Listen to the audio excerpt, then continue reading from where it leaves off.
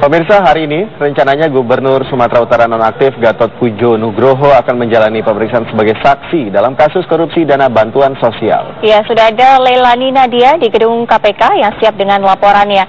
Selamat siang Nadia, apakah pemeriksaan terhadap Gatot sudah dilakukan pada siang hari ini?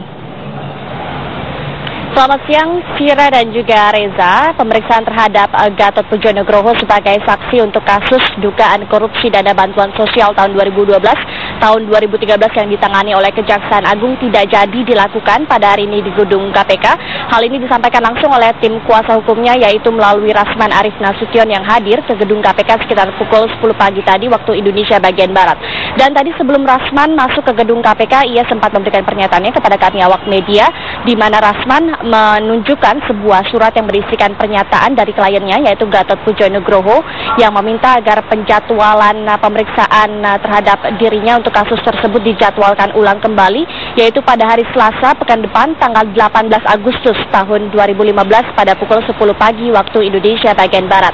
Selain surat tersebut dilayangkan kepada penyidik KPK, surat tersebut sebetulnya juga sudah dilayangkan oleh Rasman Arif Nasution pada hari ini pagi tadi, tepatnya pada pukul 8 pagi tadi kepada Kejaksaan Agung. Ini khususnya ditujukan kepada Jampitsus. Dan hal ini dikarenakan Gatot meminta agar baik itu kedua belah pihak, baik itu KPK maupun Kejaksaan Agung, ini saling berkoordinasi untuk menentukan siapa sebetulnya pihak yang menangani kasus dugaan korupsi dana bantuan sosial tahun 2012 dan juga tahun 2013. Dan selain itu Gatot juga meminta KPK juga ikut campur dalam menangani kasus dana bantuan sosial ini, dikarenakan pasalnya dana bantuan sosial ini ditaksir nilainya mencapai 2,1 triliun rupiah hingga melibatkan sejumlah pihak. Oleh karena itu Gatot meminta agar KPK juga turut campur dalam menangani kasus dana bantuan sosial tahun 2012-2013 ini.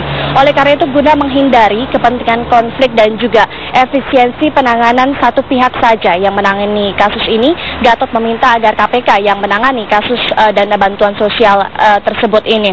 Dan tadi meskipun surat penjadwalan ulang telah dilayangkan kepada Kejaksaan Agung, tadi terdapat 5 penyidik yang hadir ke gedung KPK dan dapat dipastikan melalui pernyataan Ketua Penyidik yaitu Victor Antonius bahwa kasus penanganan dana bantuan sosial ini tidak seluruhnya dilimpahkan kepada KPK.